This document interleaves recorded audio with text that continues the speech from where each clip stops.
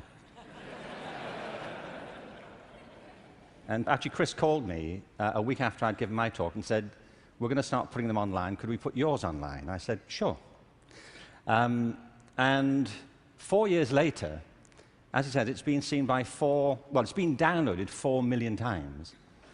So I suppose you could multiply that by 20 or something to get the number of people who've seen it. And as Chris says, there is a hunger for videos of me. You know.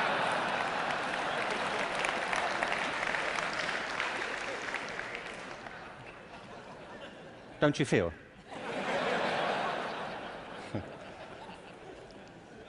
So this whole event has been an elaborate build-up to me doing another one for you, so here it is. Al Gore spoke at the TED conference I spoke at 4 years ago and talked about the climate crisis, and I referenced that at the end of my last talk. So I want to pick up from there, because I only had 18 minutes, frankly. And so as I was saying,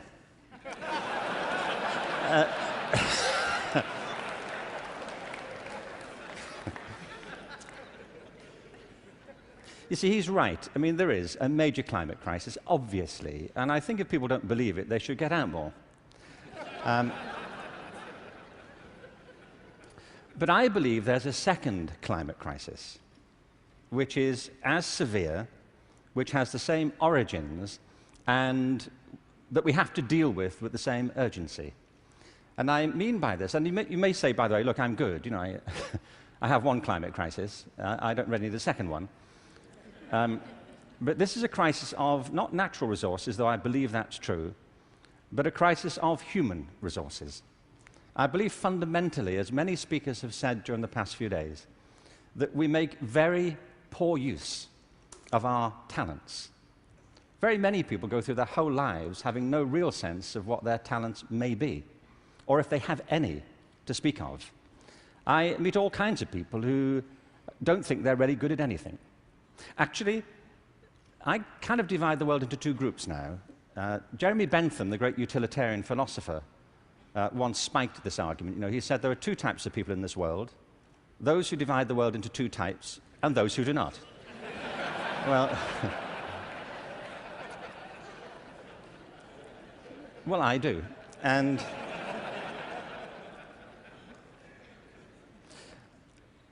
I meet all kinds of people who don't enjoy what they do. They simply go through their lives getting on with it. They get no great pleasure from what they do. They endure it rather than enjoy it and wait for the weekend.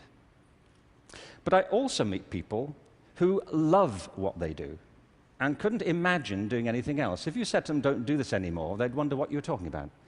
Because it isn't what they do, it's who they are. They say, "But this is me.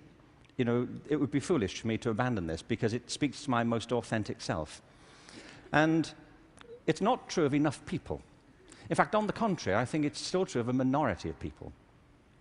And I think there are many possible explanations for it, and high among them is education. Because education, in a way, dislocates very many people from their natural talents. And human resources are like natural resources. They're often buried deep. You have to go looking for them. They're not just lying around on the surface. You have to create the circumstances where they show themselves. And you might imagine education would be the way that happens, but too often it's not. Every education system in the world is being reformed at the moment, and it's not enough. Reform is no use anymore, because that's simply improving a broken model.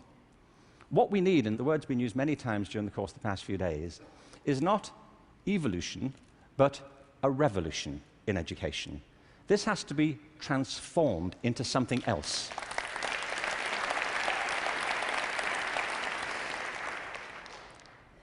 one of the real challenges is to innovate fundamentally in education. Innovation is hard because it means doing something that people don't find very easy for the most part. It means challenging what we take for granted, things that we think are obvious.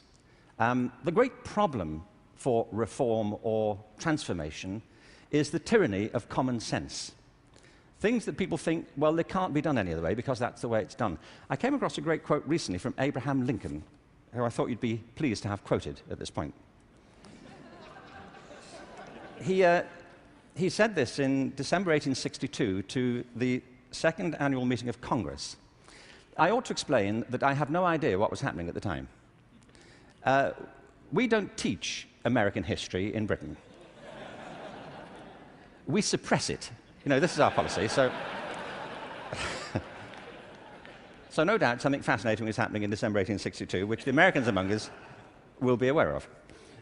But he said this: the dogmas of the quiet past are inadequate to the stormy present. The occasion is piled high with difficulty, and we must rise with the occasion. I love that. Not rise to it, rise with it. As our case is new, so we must think anew and act anew. We must disenthrall ourselves, and then we shall save our country. I love that word, disenthrall. You know what he means? That there are ideas that all of us are enthralled to, which we simply take for granted as the natural order of things, the way things are. And many of our ideas have been formed not to meet the circumstances of this century, but to cope with the circumstances of previous centuries. But our minds are still hypnotized by them, and we have to disenthrall ourselves of some of them. Now, doing this is easier said than done. It's very hard to know, by the way, what it is you take for granted. And the reason is that you take it for granted. So let me ask you something you may take for granted. How many of you here are over the age of 25? That's not what I think you take for granted. I'm sure you're familiar with that already. But are there any people here under the age of 25? Great. Now, those over 25, could you put your hands up if you're wearing a wristwatch? Now, that's a great deal of us, isn't it? Ask a room full of teenagers the same thing. Teenagers do not wear wristwatches. I don't mean they can't or they're not allowed to. They just often choose not to. And the reason is, you see, that we were brought up in a pre-digital culture, those of us over 25, and so for us, if you want to know the time, you have to wear something to tell it. Kids now live in a world which is digitized, and the time for them is everywhere. They see no reason to do this. And by the way, you don't need to do it either. It's just that you've always done it, and you carry on doing it. My daughter never wears a watch. My daughter Kate, who's 20, she doesn't see the point. You know, as she says, you know, like, it's a single-function device. You know, like... Like, how lame is that? You know, and I say, no, it tells the date as well. You know, it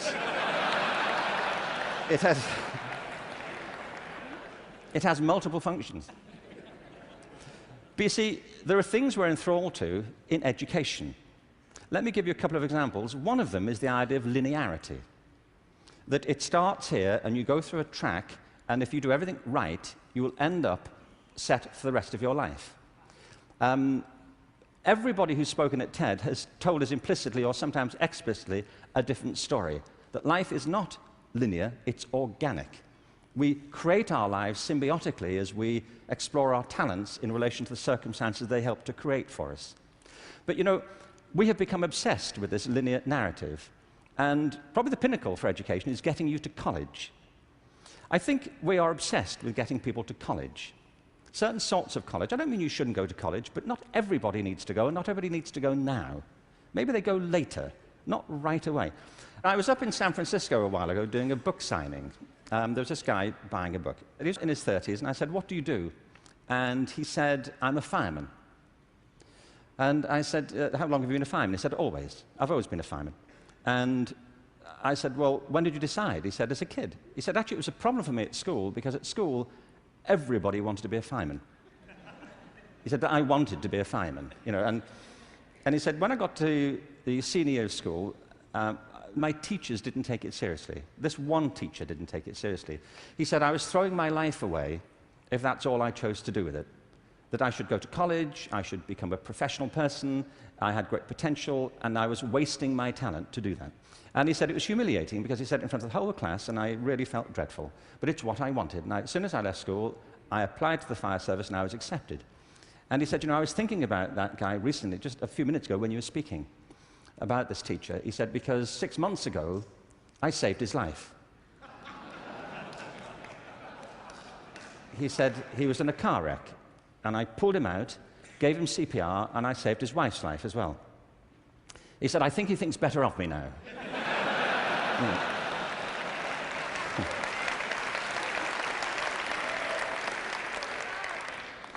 You know what I mean?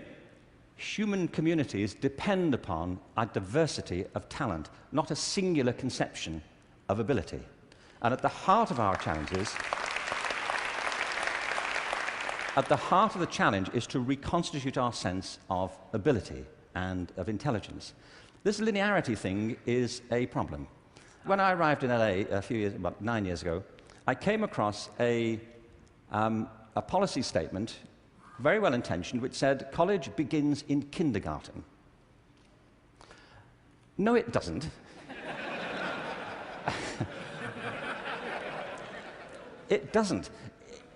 If we had time, I could go into this, but we don't. Kindergarten begins in kindergarten. A friend of mine once said, you know, a 3-year-old is not half a 6-year-old.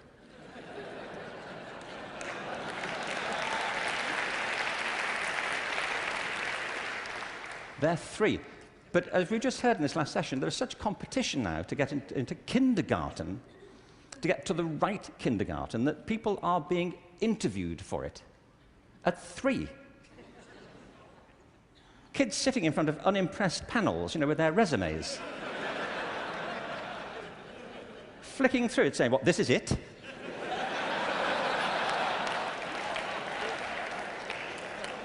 You've been around for 36 months and this is it. You know,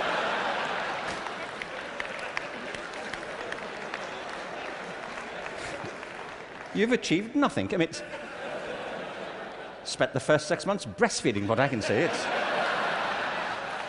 I mean, see, it's outrageous as a conception, but it tracks through. The other big issue is conformity. We have built our education systems on the model of fast food. This is something Jamie Oliver talked about the other day. You know, there are 2 models of quality assurance in catering. One is fast food, where everything is standardized. The other are things like Zagat and Michelin restaurants, where everything is not standardized. They're customized to local circumstances. And we have sold ourselves into a fast food model of education. And it's impoverishing our spirits and our energies as much as fast food is depleting our physical bodies.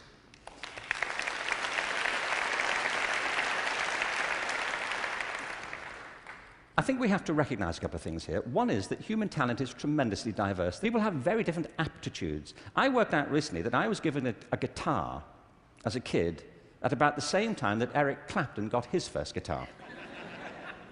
You know, it worked out for Eric, that's all I'm saying. You know, in a way, it did not for me. I could not get this thing to work, you know. No matter how often and how hard I blew into it, you know, it just wouldn't work. But it's not only about that, it's about passion. Often people are good at things they don't really care for. It's about passion and what excites our spirit and our energy. And if you're doing the thing that you love to do, that you're good at, time takes a different course entirely. My wife's just finished writing a novel, and I think it's a great book. But she disappears for hours on end. You know this. If you're doing something you love, an hour feels like 5 minutes. If you're doing something that doesn't resonate with your spirit, 5 minutes feels like an hour. And the reason so many people are opting out of education is because it doesn't feed their spirit. It doesn't feed their energy or their passion. So I think we have to change metaphors. We have to go from what is essentially an industrial model of education, a manufacturing model, which is based on linearity and conformity and batching people. We have to move to a model that is based more on principles of agriculture. We have to recognize that human flourishing is not a mechanical process, it's an organic process. And you cannot predict the outcome of human development. All you can do is, like a farmer, is create the conditions under which they will begin to flourish. So when we look at reforming education and transforming it, it isn't like cloning a system. There are great ones, like KIPS. It's a great system. There are many great models. It's about customizing them to your circumstances and personalizing education to the people you're actually teaching. And doing that, I think, is the answer to the future, because it's not about scaling a new solution. It's about creating a movement in education in which people develop their own solutions, but with external support based on a personalized curriculum. Now, in this room, there are people who represent extraordinary resources in business, in multimedia, in the internet. These technologies, combined with extraordinary talents of teachers, provide an opportunity to revolutionize education. And I urge you to get involved in it, because it's vital not just to ourselves, but to the future of our children. But we have to change from the industrial model to an agricultural model where each school can be flourishing tomorrow. That's where children experience life, or at home if that's where they choose to be educated with their families or their friends. There's been a lot of talk about dreams over the course of this few days. And I wanted just to, very quickly, I was very struck by Natalie Merchant's songs last night, recovering old poems. I wanted to read you a quick, very short poem from W.B. Yeats, who some of you may know. He wrote this to his love, Maud Gone, and he was bewailing the fact that he couldn't really give her what he thought she wanted from him. And he says, I've got something else, but it may not be for you. He says this: had I the heavens embroidered cloths, enwrought with gold and silver light, of blue and the dim and the dark cloths, of night and light and the half-light, I would spread the cloths under your feet. But I, being poor, have only my dreams. I have spread my dreams under your feet. Tread softly, because you tread on my dreams. And every day, everywhere, our children spread their dreams beneath our feet. And we should tread softly. Thank you. Thank you very much. Thank you very much.